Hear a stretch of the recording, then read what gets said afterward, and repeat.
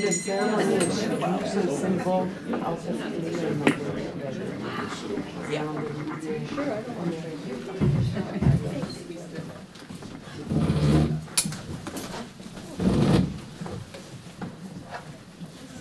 So we do a bit of an opening first.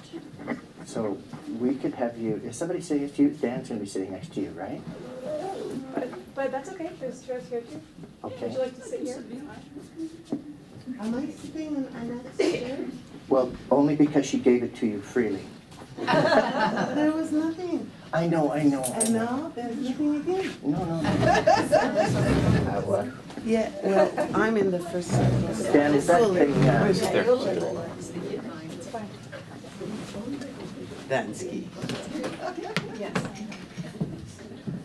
Dan, is that thing coming through okay? Oh yeah, it's great. All right. That sounds good. Okay. Hi. Well, thank you for tolerating the grand differences this week. Here comes somebody. When she comes to the door, let's everybody clap. Okay. Yeah, when she comes to the door, let's everybody clap. Yeah. Oh, wonderful.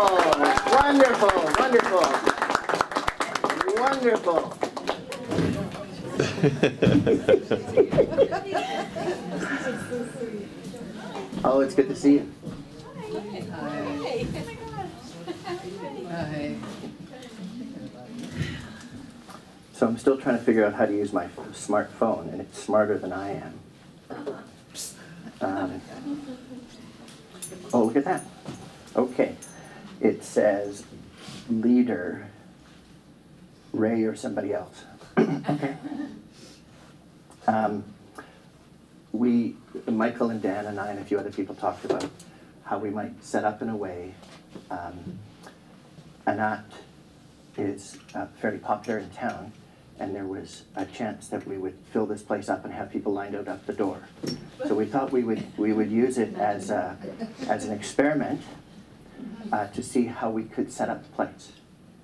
And so what I'd like to say first about the discomfort of not having everybody in a circle where you can see everybody's face. I hope you can think of it as now there's at least one person who has your back. At least one. There might be two or three. There might be. And then the other thing that some of my mentors have talked about is the difference in a space that is a circle and a space that has a circle that goes right out into the territory of the divine. So there's a way in which you would do a healing circle where you want all the energies to be in the room. And there's a way in which you would do a circle that includes the other world somehow. So in some circles, the place of honor there is the place of welcoming new ideas, welcoming new people, the birth of young ones, the place where children enter the world. And this, particularly today, would be the seat of leaving and going into the other world. I can't tell you how many people have said, I wish you'd just go to the other world, stay there for a while. But it also, then what happens is in your circle, you have everything that's after death, everything that's mysterious, all the ancestral help, and all the ones who are preparing to come and join the earthly circle, if that makes sense. So in some sense, we still have a circle, or it's more like I heard, I think it was a Sinaiacs person say, it's more of a roundy thing. Because we don't want it to keep anybody out. And we want it to weave around and be inviting in ways that maybe a river going downhill and around a rock would be inviting. Something like that. Something like that. Anyway. It'll teach you. See, next time get a speaker. Or not a speaker, but get a leader. Okay, so then it says, welcome everybody. Hi, welcome. And then it says that to start appropriately, as we've always started, we should have our candle lighting. And Ali is going to do candle lighting for us today. Sure, yeah. There's only 15 of them, so don't take long. 16. No, that's something else. Oh. But there are a choice of lighting things. Whoa, that one worked. That's stuck on. Okay, let's do this then, which is why this is here, I imagine. It is. I'd like us to remember in some of these grayer days that the light that we have, the most precious light is the light within us, and the light that joins all the other lights within each and every one of us.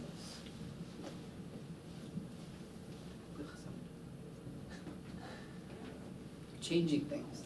Thank you. Pleasure.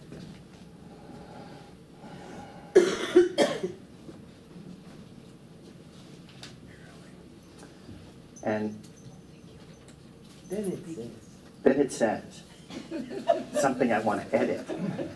It's like, maybe you can edit it better when it's on a phone instead of on a piece of paper, because it just disappears every couple of seconds anyway. But we thought, we had somebody who was, that I was told would do a reading, but that person doesn't really want to do a reading.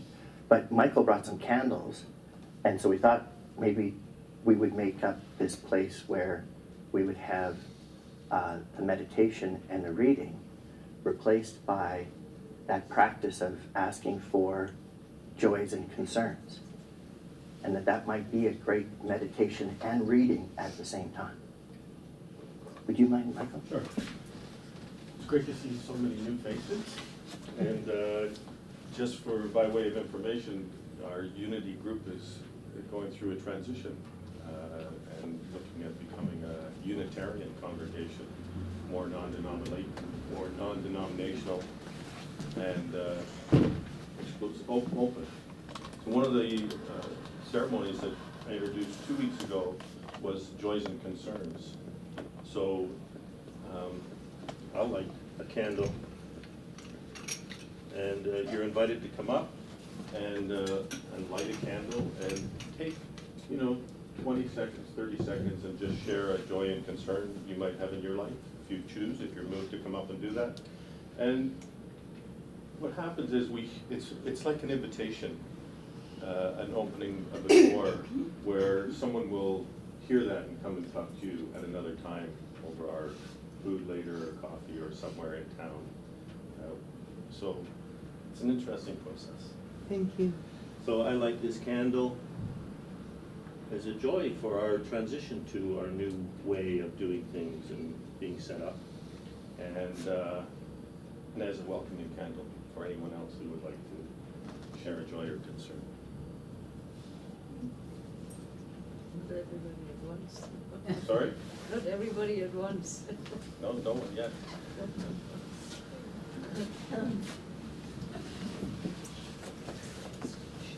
I'd like to say that I'm very pleased.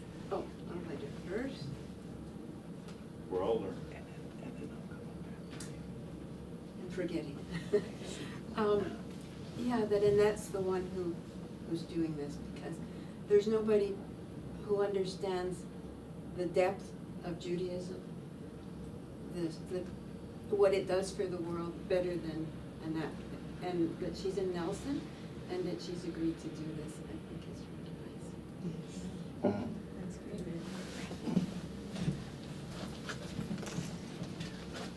So I have a joy. It's nice to see so many people. Wow. So my joy is that I recently had an opportunity to spend some time with my oldest son and go on a vacation with him. And that was really long overdue. And it was just so sweet how it worked out.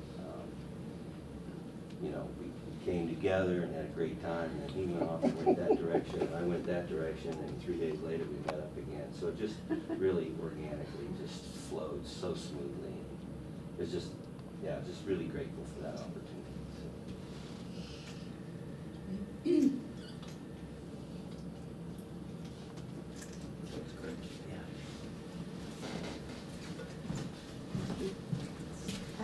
enjoyed that I just had a 3 days birthday and I felt so much love and so much appreciation of my plenty of me being on the world. And I have a concern about some of our elderly in the community. They cut the support for the elderly. They don't have enough people. And I know of somebody that needs help being driven around, and not everybody would qualify for the second thing, helping wash her. And so if anybody is available and want to participate in helping the elder in our community, please talk to me. Light the candle. Doesn't have to be over there, over anywhere. I want to light this one. And we don't have to light them all today. All right. But if anyone else is moved to share a joy or concern.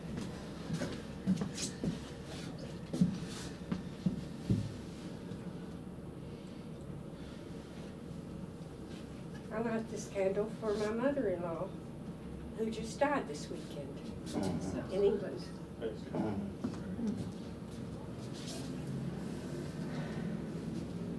Karen.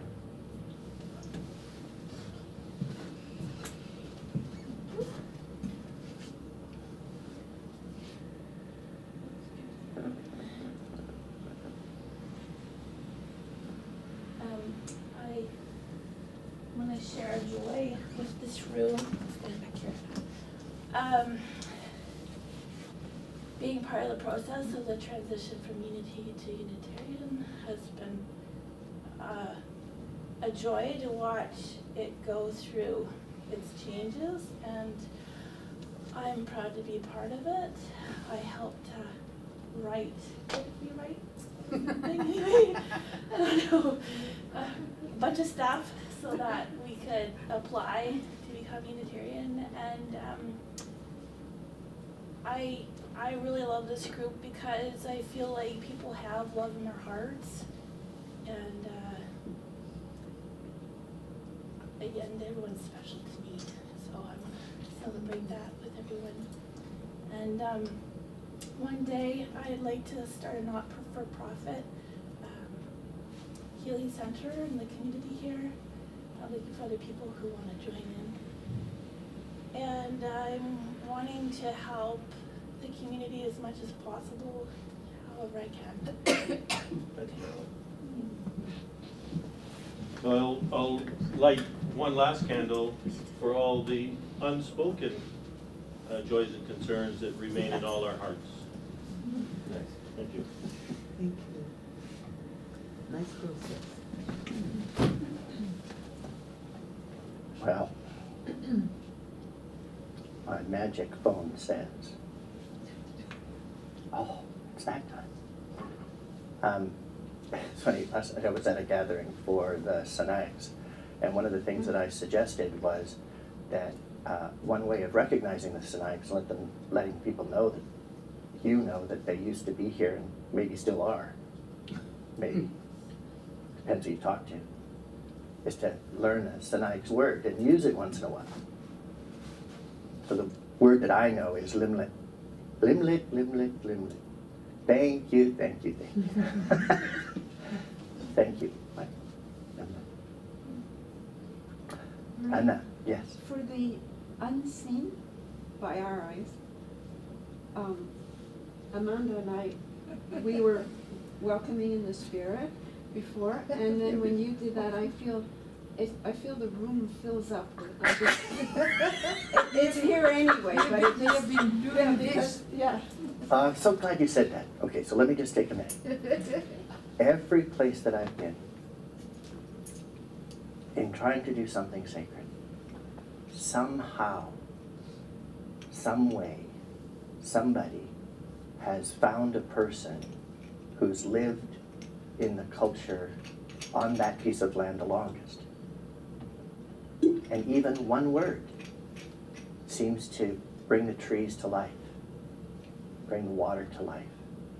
And I think it's important for us to remember that the land wants us to love each other. That's what the land wants. That's what the land wants. It's almost like a vibration of trying to come together. And that can be tricky sometimes. And it's one of the things that I admire about Anat. Because she, I only know you by reputation. I've tried to meet you a couple of times. But some good friends of mine have spent time with her. She walks with love in her heart. She invites closed hearts to open. She invites open hearts to join together. And I'm really thankful that I'm the one who gets to say, thanks for coming today. And we're really looking forward to hearing what you have to share with us. So please, Annette, ask us to do anything we can to make you feel welcome. Would you be willing to try and wear this thing while you're doing it? I'm wearing this so basic, I can wear one. Carry a pocket. I've never worked with it, so I don't know. We're trying to. Because it does good somewhere. It does, but then I have to put this somewhere. But, yeah. So I have to find another pocket. I don't think you have a pocket. I know I didn't. I wasn't prepared for that part. Neither were we. You need a ballet. Or to speak loud, speak loud. I think, Dan, we're going to have to, It's another Portable pocket. We need to find a smaller mic, that's all. or a way of it fitting in. Wireless. If it works, you can do it. If you want to put it down anytime, put it down. It's awkward at the moment. Yeah, let's put it down. Okay, let's put it down. Okay. I would like to light a candle too. Belatedly, sorry, Mike.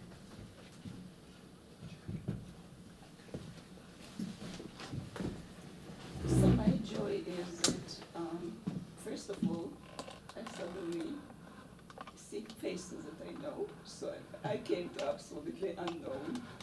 And I was most of the week terrified what I've accepted upon myself. Because I realized that Jewish history is, recorded history starts about 4,000 years ago with Abraham. And then there is build up in every direction that you can imagine. And I said, all right, you have 30 minutes. How interesting. I tend to pack things together incredibly. So I had hundreds of pieces of paper on my table, and then I realized I couldn't handle it anymore, and then the bed was provided for me, so I had a bigger area and a little bit more organized. Anyway, and suddenly I'm running into a woman whom I haven't seen in 15 years or so. And it's a very amazing experience 15 years ago. Totally wild, I won't share you what it was, all right? Nothing to do with what I'm doing at this moment. Anyway, so the joy of opening myself to it, accepting the challenge of it, and gratitude that in spite of the weather you came. I wasn't sure I wanted to get out of bed today in the morning. Concern, maybe I have to release the concern that I will rise to the occasion, I don't know. You know, it's just like not so much rising to occasion as wanting to do justice to something which is very precious to me. And I believe I can open the doors and put a bit of light through it. And as a playful one, I mean, I played with a lot of things, so I took a piece of Nelson News. And I said, usually we look at the world through the prism of different words and ideas, and we read and we're overwhelmed and whatever. But then what I did, you cannot see it from far away. I poked little holes with a needle through it. So if you can wrap one to pass around, you see, and suddenly through this, I can see some people dead, and I can see the lights, definitely. So the idea. Could you talk a bit louder? I have difficulty because I need hearing aids. So the idea of this talk is to open this kind of little tiny holes. This is all I can do in the 30, 40 minutes to incredibly rich, diverse, amazingly potent legacy, which very few people really have a full understanding of. Whereas there are so many misunderstandings, and to see where there's this little bits of light that I can introduce today will definitely contribute to a different perspective, a different way of looking and being. And I hope that, actually it's not a hope, I am not going to take any questions. And the reason is that I organize it more partly as a ceremony too. And sometimes in the age of computers and immediate access to a question and answer, everything becomes very quick but superficial. So I realized if you have a very factual question, you'll find it in the internet. If it's something deeper, I would say in native tradition I was taught, take the ceremony for a week, sit and be with it, and then somehow it will find integration and its wisdom will arise. If after a week you still have the same question that you had before, there's a way that you could ask me or find an answer. So let me light the candle, one of the many that we will light.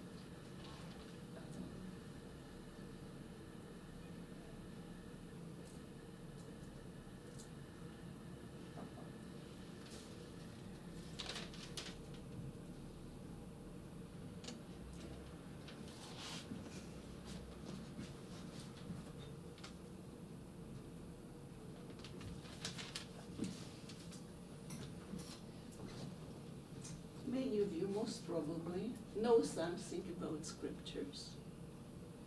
And many of you will know that it's the beginning of scriptures, the Jewish Bible is, in the beginning God created the heavens and the earth. This is the beginning of misunderstandings. Many of them. Because the word in Hebrew, in the beginning, Bereshit, has at least 70 different meanings and variations. And just today I opened, just for fun, I have a few Bibles, a few books of Tanakh. I prefer the Hebrew term for it. And lo and behold, I mean, I have it for years and I study from it, but it was written when God was about to create the heaven and the earth. So it wasn't in. And a more correct translation, if we stick with the beginning, is in a beginning. So it wasn't just one beginning. Evolution of consciousness for mankind happens all the time, daily, minute by minute, and within the biblical text, it's implied it was one of the many beginnings. There were grand beginnings again and again, the flood, the stories, the whatever, and there are small beginnings. So in the beginning is more appropriate. So likewise, my talk today, and I brought my big clock, my goodness, how much time we have until what time, tell me. Because what is realistic, you know? And I brought, but I don't know what the time frame is. Can you tell me? Well, we like to be close to wrapped up by noon, by 12 o'clock. Okay. So we got 25 minutes. But we're often But not. we're very flexible. We're Sometimes pretty we go flexible. quarter after. Yeah. And you know, on the And first we Sunday take of the month, forever to start. Yeah, that's good. Yeah, that's good. Okay, so we will have, my talk today will have several beginnings. And the several beginnings, because there are so many different ways that Judaism can be approached, can be celebrated, can be integrated into life, can dialogue with the divine God, you can name whatever the name suits, spirits, Pachamama, you know, there's all these names that human beings try to name something which is really cannot be named. It's beyond our comprehension. So the beginning number one will be something which is very typical for Judaism, is singing, joy. We started with joy, let's continue with joy. And I have two songs which are so popular and known. One of them is called Hine Matov. It basically says, I just read it for you because if we say it, you might want to pronounce it correctly. Hine Matov Umanaim Shevet Achim. CH together here is in this context. Shevet Achim Gam Yachat. And let's repeat twice. and then you skip this part, and then you do this twice. So, what the song says, how good it is for brothers, for people, just to come together. Because when we come together with sincere intent of being open, of being accepting, there is energetic, there is a magic that happens that which is beyond our comprehension. For example, in Judaism, 10 men you need for truly to ground a prayer into this reality. And the 10 has explanation that if you square it and whatever, this is the mathematics of Judaism, then you get the presence of Shekinah, the divine feminine, that's where it resides, but it's all addition, just simply being together. So I would like invite Judy to help me sing the 2 songs. Okay. You come over, and Netta, my friend, We'll sing all you'll together. sing from there. Okay, and everybody is invited to have a song.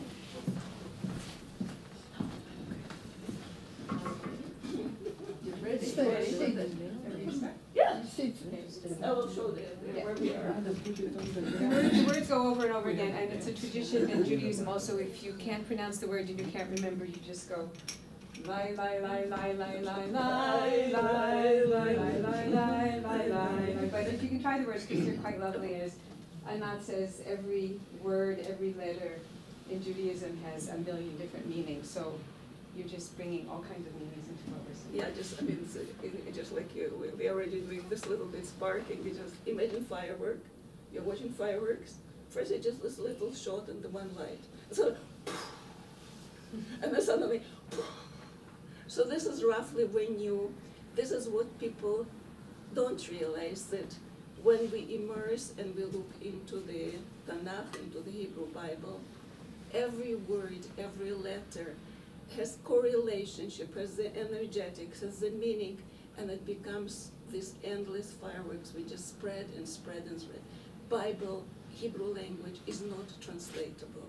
It's a context that once you start touching something, it has been correlated, deciphered, mysticism of it brought back out for the last, I would say, 3,000 years at least. And if I were to put all the volumes that were written to explain the mystery and to explain how we human beings, through alignment, through study, through following certain rules, how we can meet the divine, the meeting ground, the partnership, how through what we can evoke within ourselves, we can become in par with the divine, or at least part of us can. And that's where you have the duality between in God's image. Something within us is totally beyond our comprehension, and this is the divine part. And then another part of ourself, you are dust, and to dust you shall return. So this is the duality of human being. Let's go for this song. Okay. Anat, can you pull the board slightly towards you? I'm on your way. No, but you may be in there. Judith, come stand here. Just go bye, bye, bye. Yeah, I'll sit there. Okay, ready? Okay. Hine ma tov manayim, shevet achim gam yachad. Hine ma tov manayim, shevet achim gam yachad. Now it's the same words, but the melody changes. Hine ma tov, shevet achim gam yachad. Hine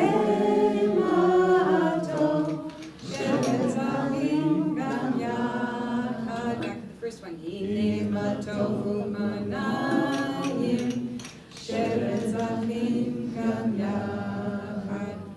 Hine ma tovu manayim, shevet achim gam yachad. You can go, I didn't sing it from the way. Yeah, we can go on to ever remember. So there's one more song, a song that most of you must probably know, Hava Nagila. Yes. And Hava Nagila is about what it means that let's rejoice, joy. Let's be happy, let's be joyous again in a different format. Hava Neranena, let's sing with joy. 3 times, mind you, not just once.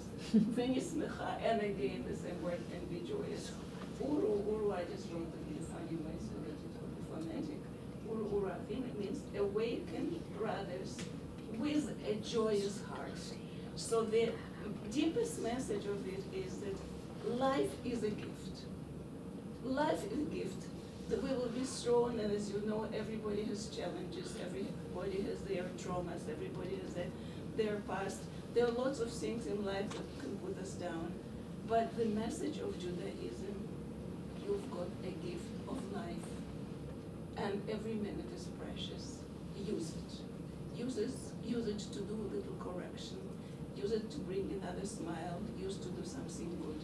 Use it so that other human beings can feel the joy, and that this life and this world will become something more like this Garden of Eden that once we were in. Something where everything flows. Something where energy is so abundant that we don't need to worry about things. Do something to correct, to repair this world. This is a very known concept in Judaism. And do it with joy. So this is a challenge, mind you. There's lots of tragedies, there's lots of sadness in life. And yet, the call is, let's rejoice. Let's sing and rejoice. You can get up and dance too. Yeah. You probably all see movies of Jewish weddings and everything. This is the song they always sing. Go for it, Judy. Okay. Good to clap. Nagila hava, nagila hava, nagila hava, nagila hava, nagila hava, nagila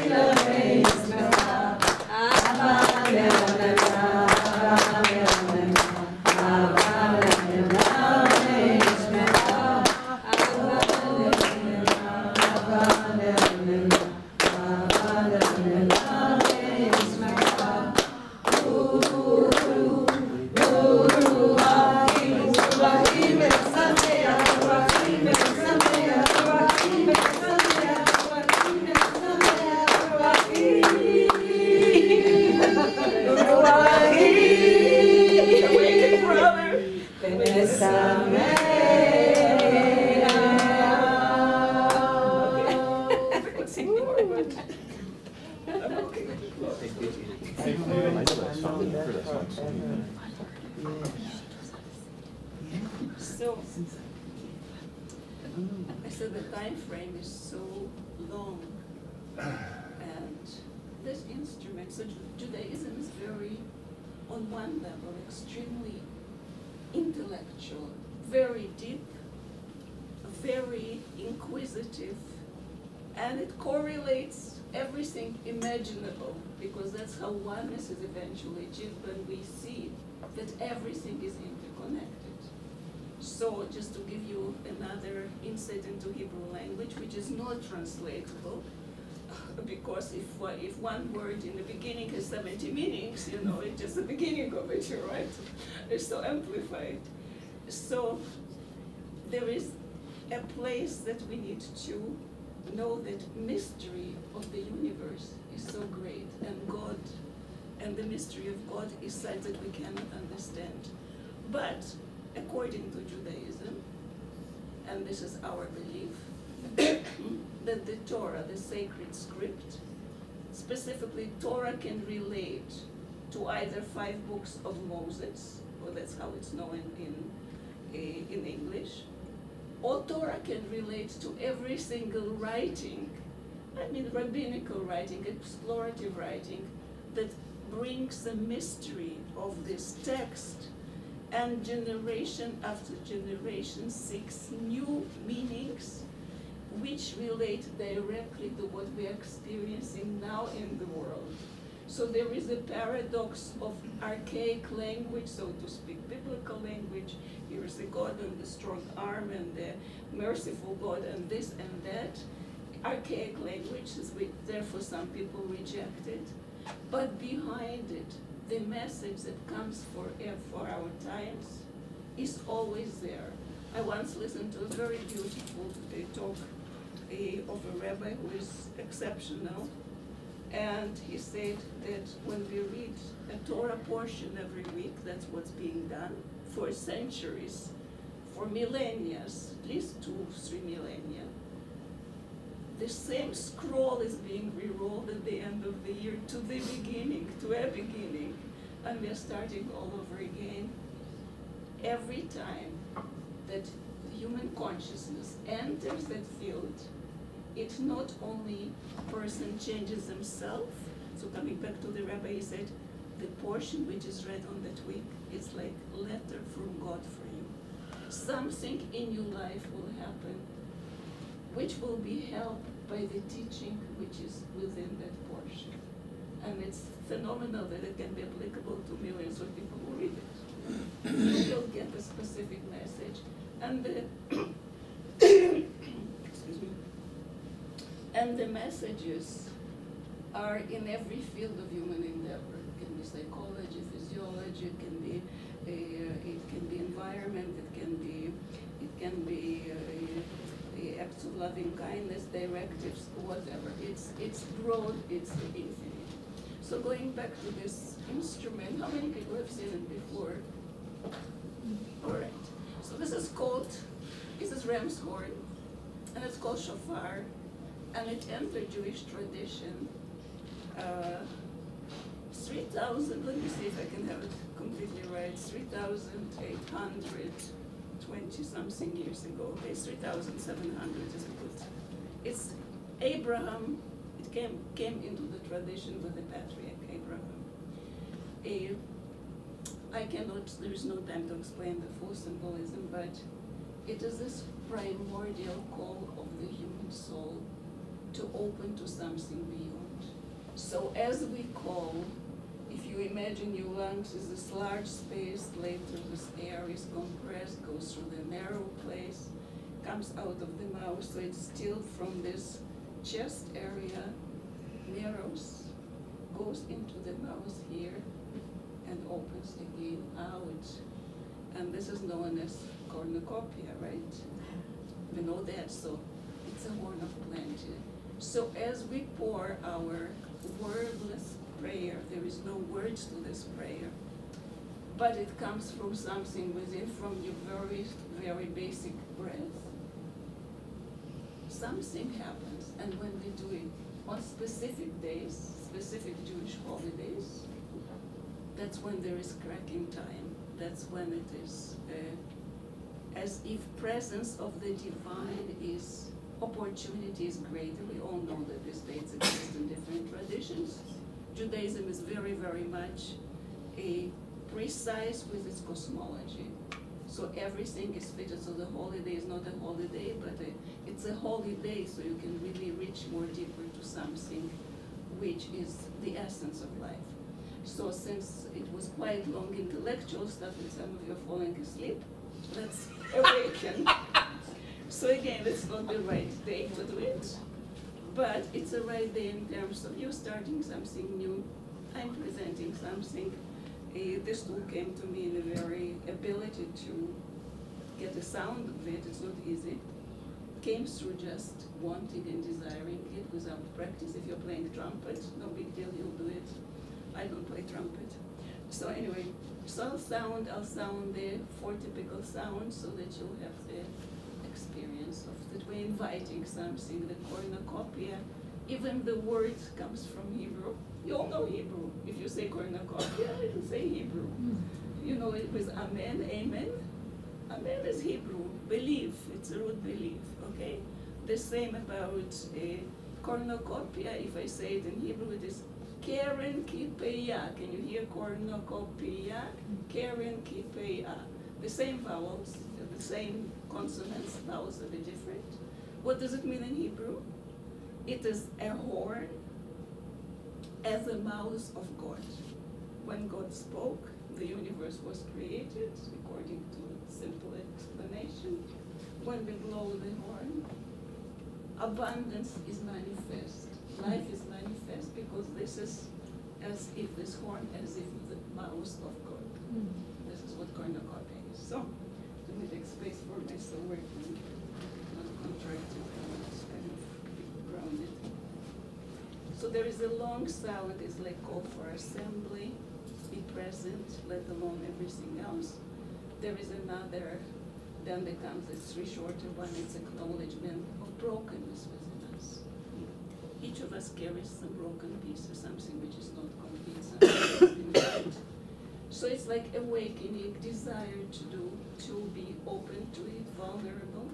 And then comes a staccato, which is awakening, kind of, all right, I'm ready to make change. And the last, which is called the long last, is commitment to continue the walk, continue the path. So let me do it.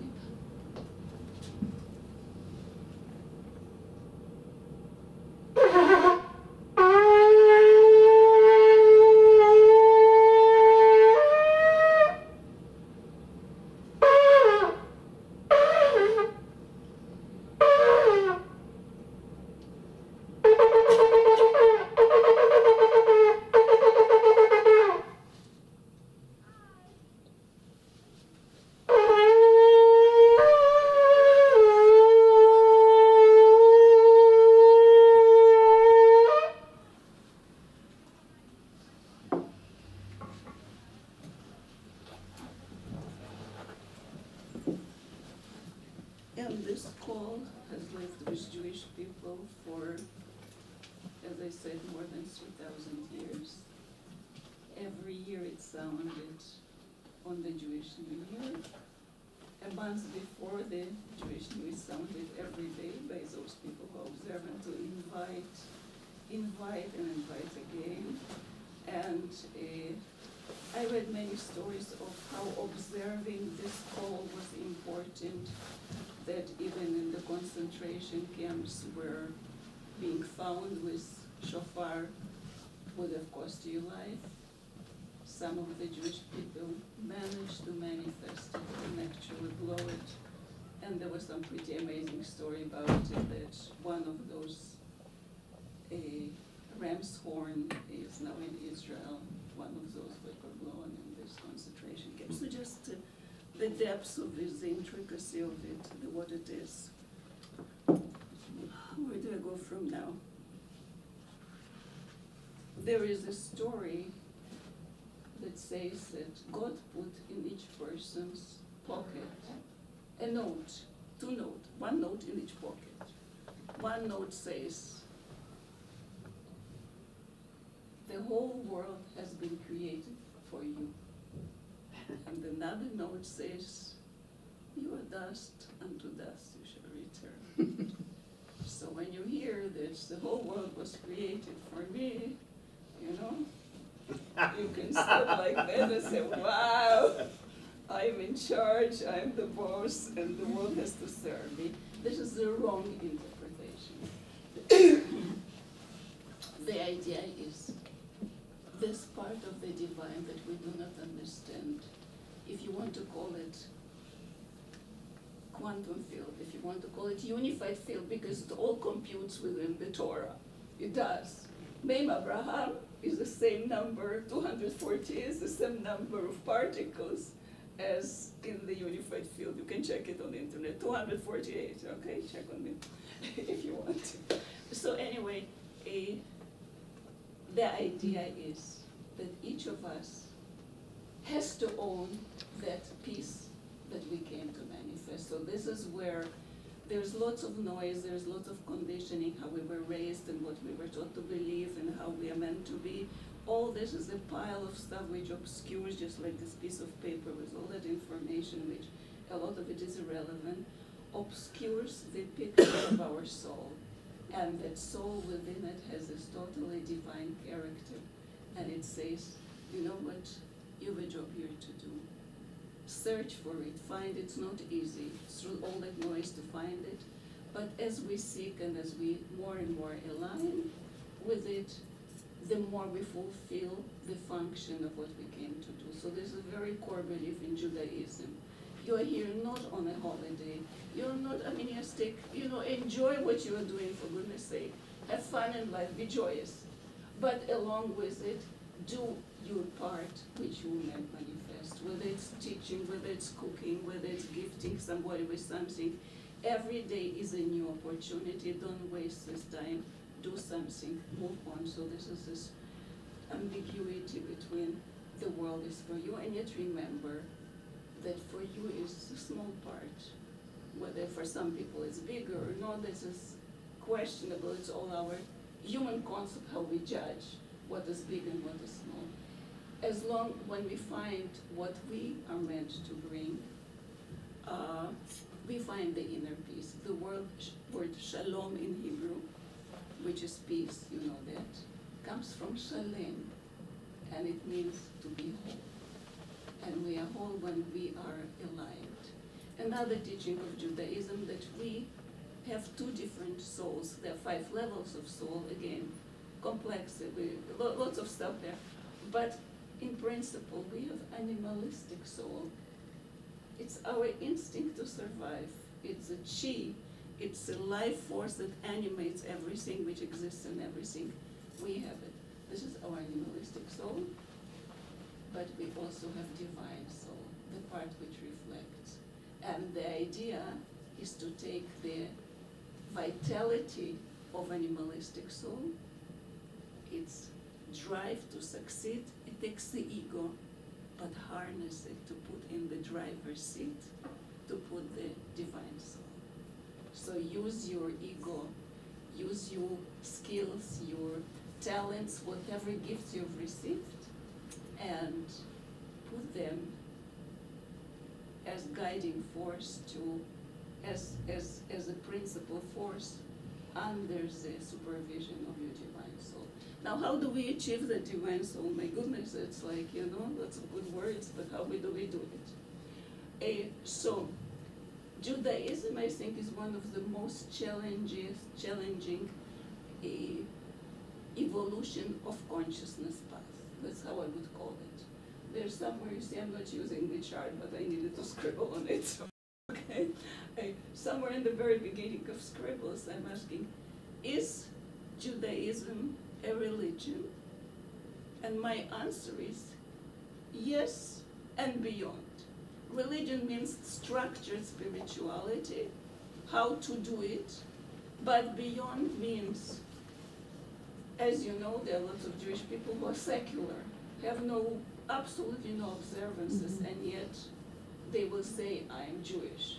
So there is some identity which is beyond religion. Is Judaism, excuse me, a race? No, because if you went to Israel, that would be the best place to find out. You will see black Africans who are Ethiopian Jews, they're called falashas. They're fully Jewish. They're, just recently I read five Chinese women with Chinese features came as Jewish women to Israel, to live in Israel.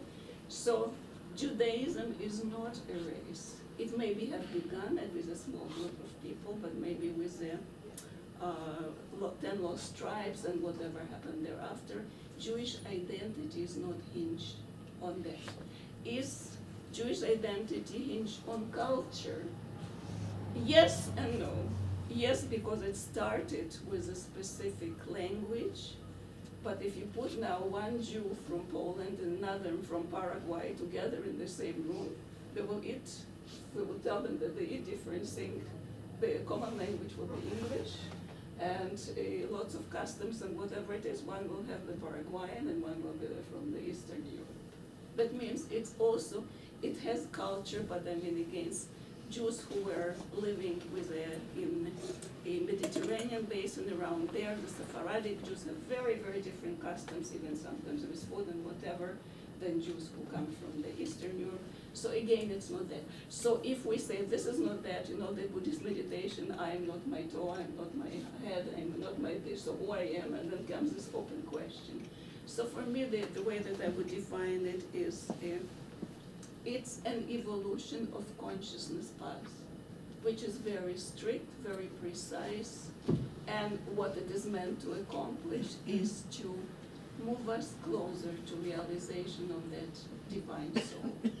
And the rules and obligations that Jews have are different than they are for the rest of the world. Why? Not that we do not want others to observe them, but to observe 630 precepts as a collective.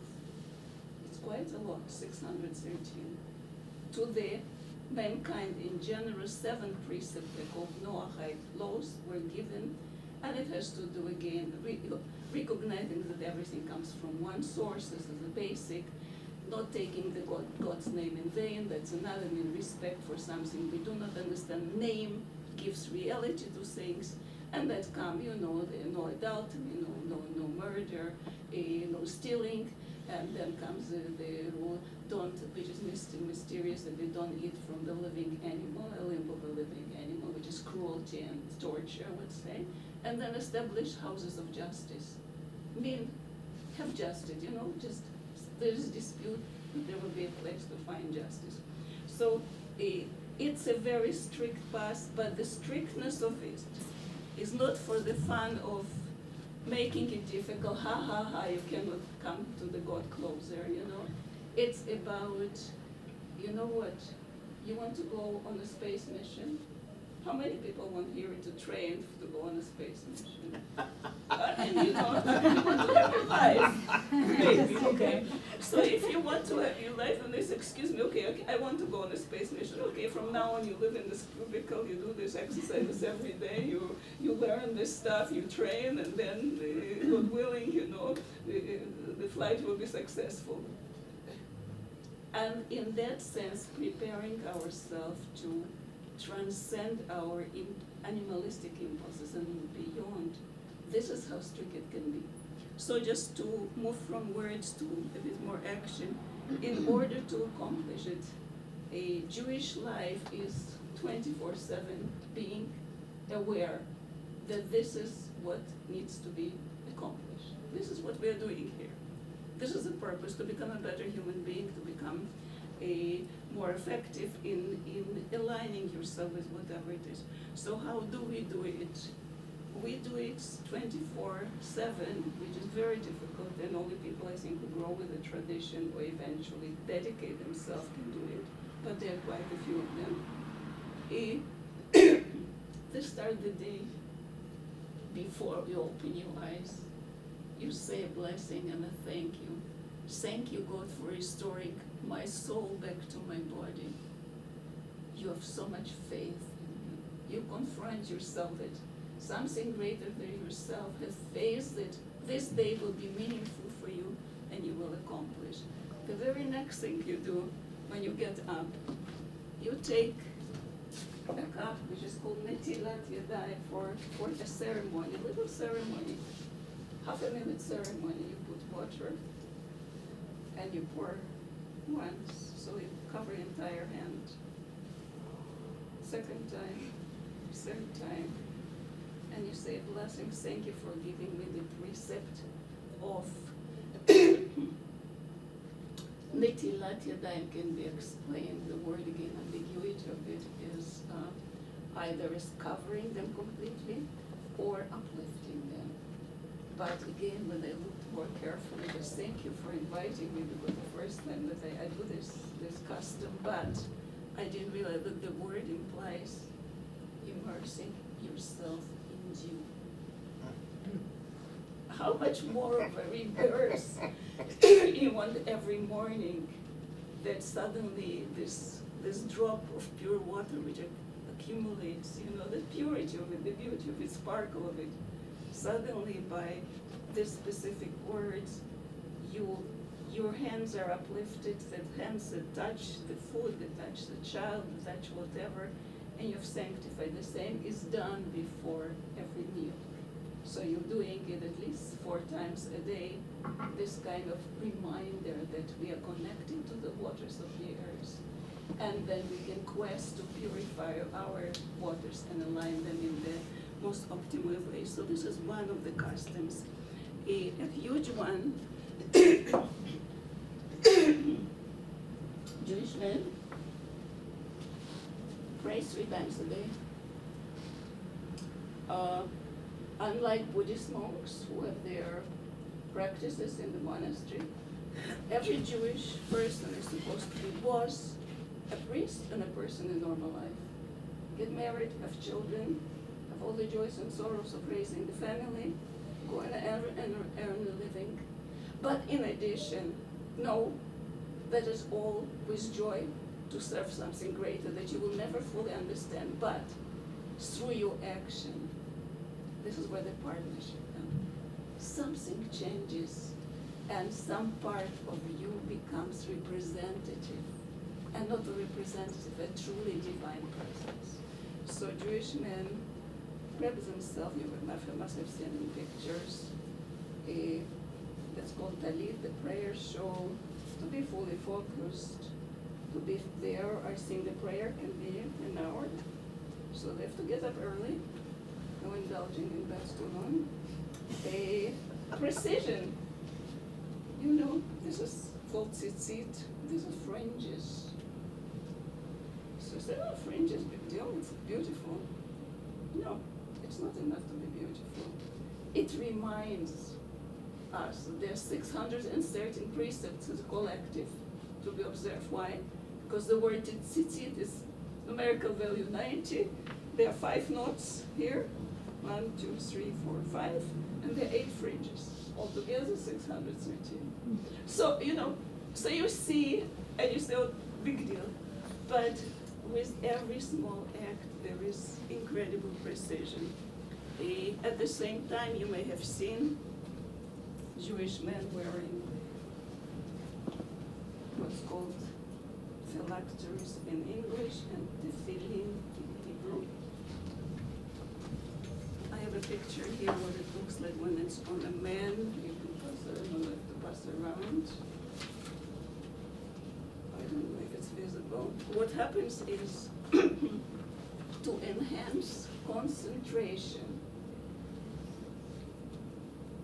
and align your heart, your mind, and your hand. Again, not just in an abstract way, but very tangibly. You have those 2 different pieces. This piece is put on the head in this place and attached at the back.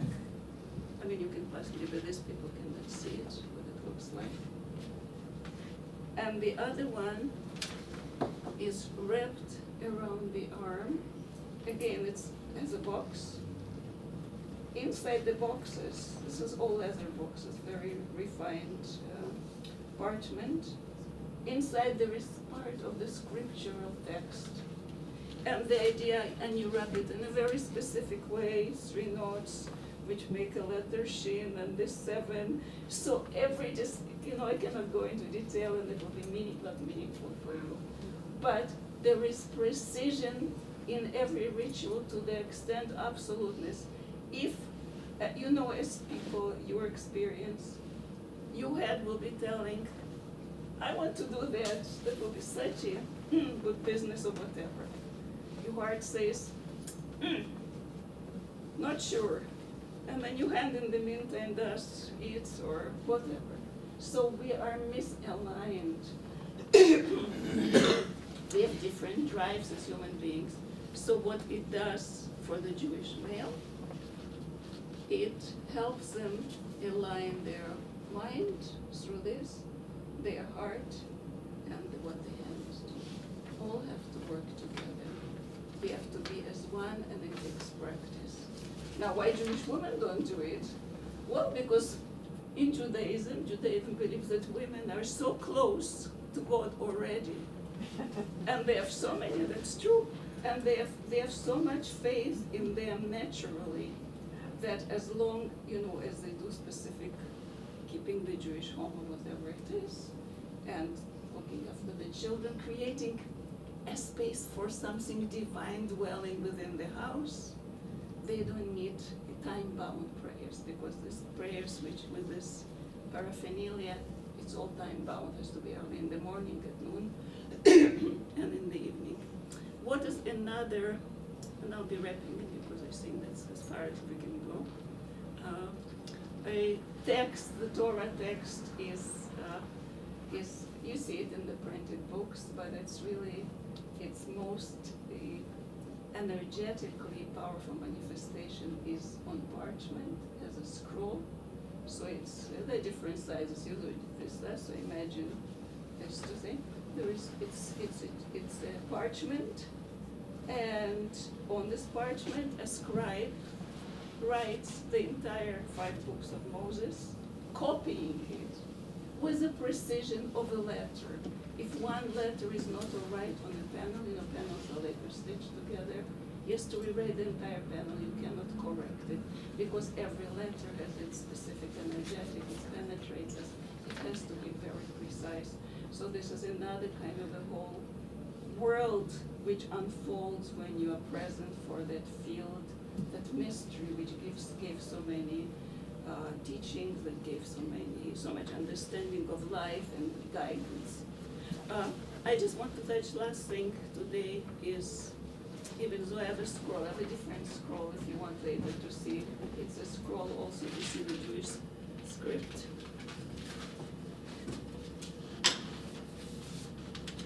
Just to give you an idea what parchment looks and what people lettering when it's written.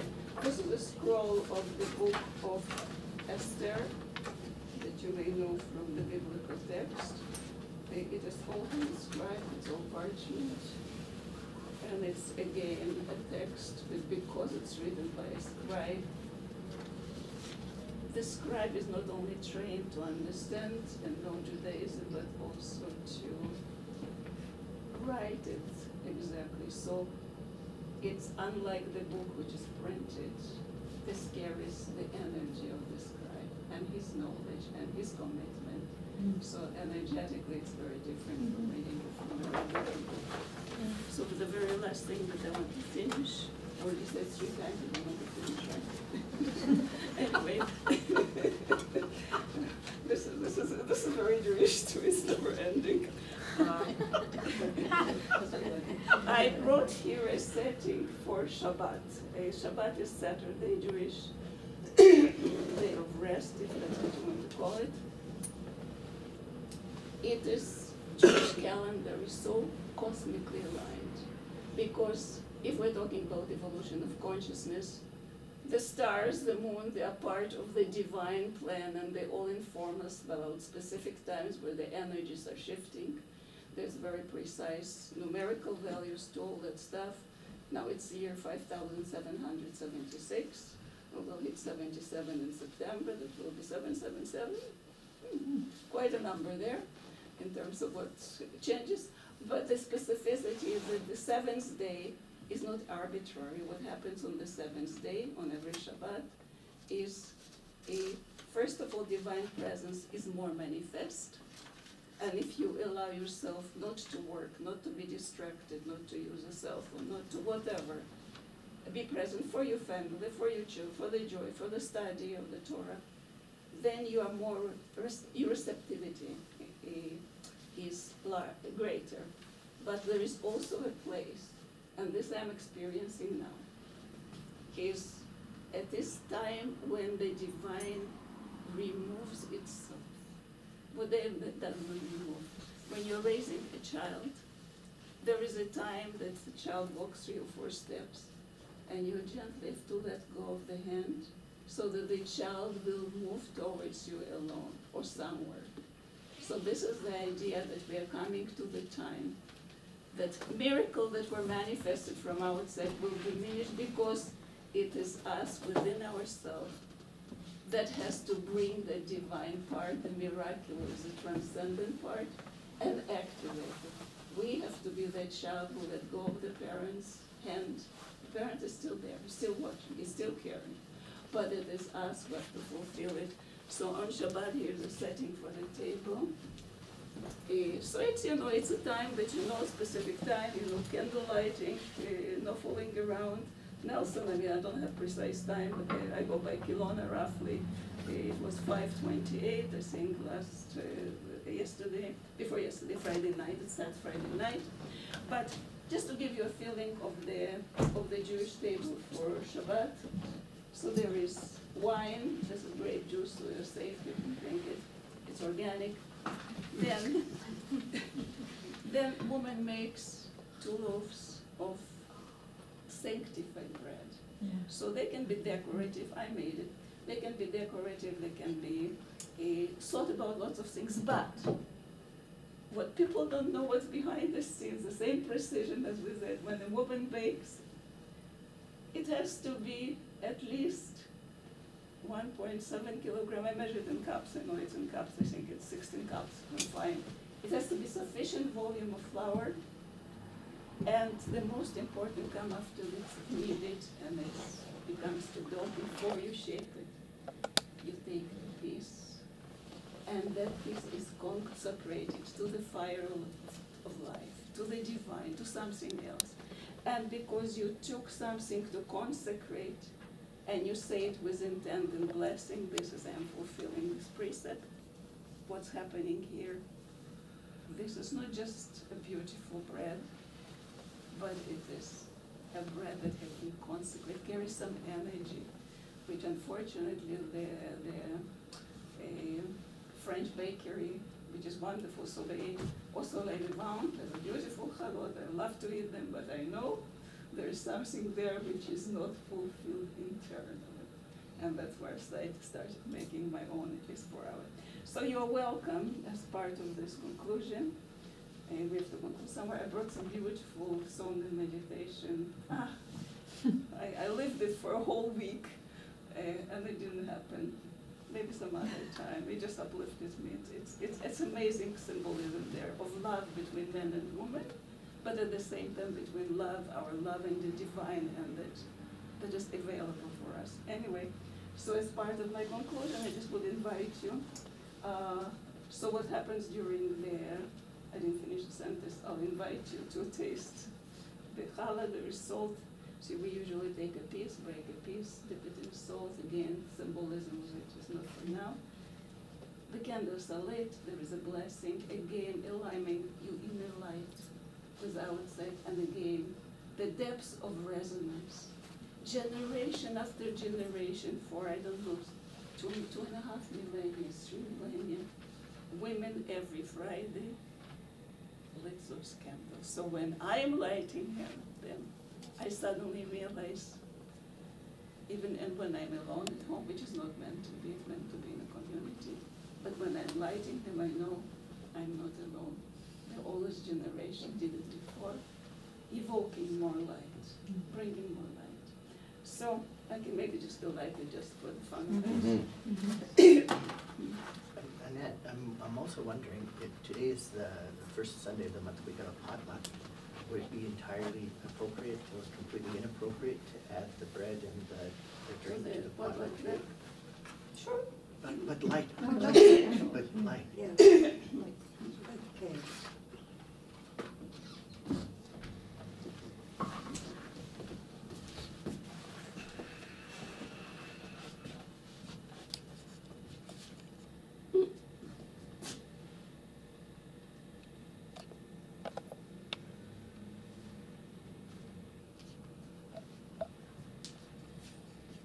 There's a blessing, which of course is said, and I'll say a blessing for a good day, not for Shabbat, but there's holidays are called good day. It's a good day because we sat together, we connected, we sang together, and if we take this with us, there will be blessings. We cannot maybe know what they are, but it's like letting the ego go. I know what I'm doing and just trusting.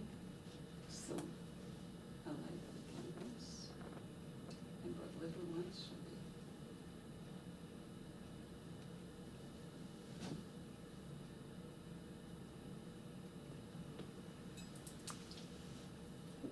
So the woman usually then opens her, if you want, hand chakras, the light, she just goes over it. She brings the light to her heart to save the light. And in Hebrew, it's only Baruch Atah Adonai, Eloheinu melech haolam, שקידשנו את מצוותיו, וציוונו להדליק נר של יום טוב. Blessed be the source of life that invites us to light the candles for a soulful good day. Amen. Thank you.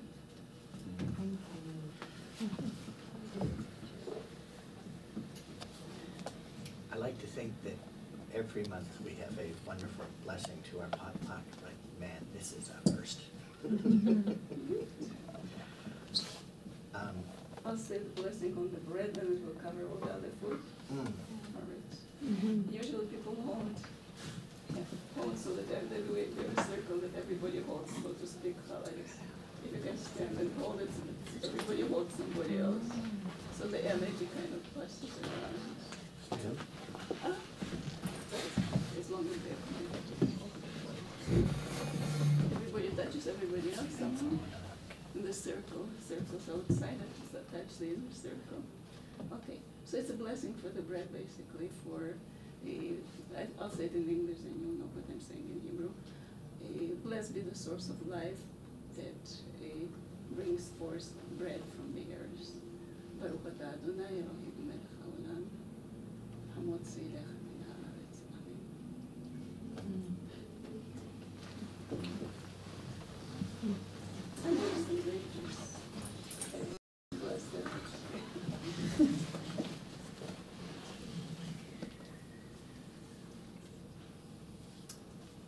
You can go on if you're sitting there.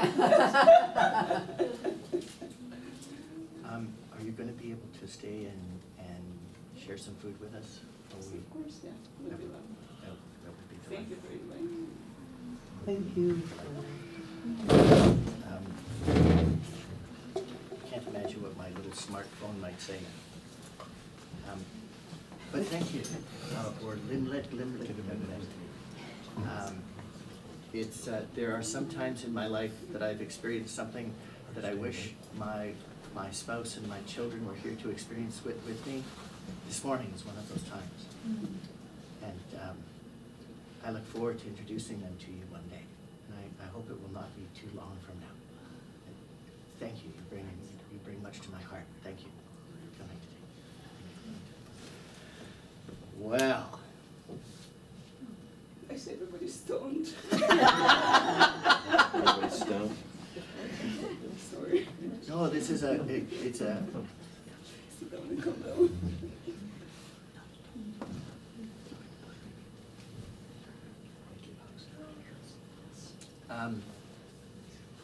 I feel like other people might want to say thank you. Thank you. It was beautiful. It was beautiful. What a wonderful beginning. Thank God we're going to do it again. All right, my smartphone says, say thank you. Thank you. Oh, we have some Course of Miracles. Let's not do those today. We have an offering basket. Would you like to do that today? Take this out. Well, that's another one that's tzedakah, that every day, but definitely before Shabbat, there is called tzedakah box, charity box, and every Jewish household will value people for charity. And for the dead. So that's very present. It's a very part of the table. Giving so that whatever we experience is shared. And food is also part of it, because we ground it and bring in the food so that we can do more.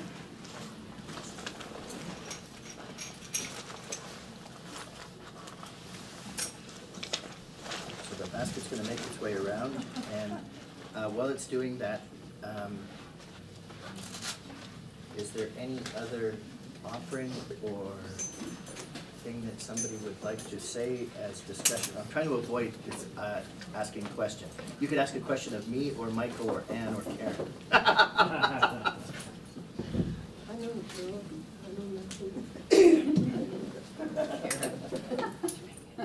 Anna, I have this Jewish song that I truly don't know what I'm singing, but I was told that there was a peace song made from that both the Palestinian and the Israeli got together and made that song. This also happens. I mean, unfortunately, it's not as widespread, but there's lots of cultural centers where both Palestinian children and choir, the Palestinian Israeli choir. There are lots of initiatives that we don't hear about. There is also awareness that there is a big historical strife going on, and it's a very, very complex issue, so I don't want to enter it now. Yes, there are some positive signs. I would like to mention something to not also and to people that they are here for the first time. I was guided by divine to this group, and I feel here energy of much different acceptance, not dealing with any preconditions and control. And so this is why I was attracted to come, to be able to speak inner truth, to connect the heart or connect the sound. And this is why the divine, I don't know how it is doing, I am put like parcel to come here. Therefore, to come here is not very simple when you don't have car and live a little bit out, where people are not so many. So I am always delivered here. I don't know how it happened. And so I am delivered like parcel, sometimes by 3 people. But I hear that it is very important, sort of like place where you can be like that. And with different groups, I was with many. I always have to leave. There was too much pressure on certain things. And here is allowing, the allowance here, what I hear. So this is where you came, you see. When I have seen you, I said, my God, this is Anat. I didn't know who is doing it actually, even. But I trust that would be possibility to receive you in those energies. So you have been received. And that's what I hear that I have to say. So this I'm not skilled in, but somebody will help me as we bless this offering.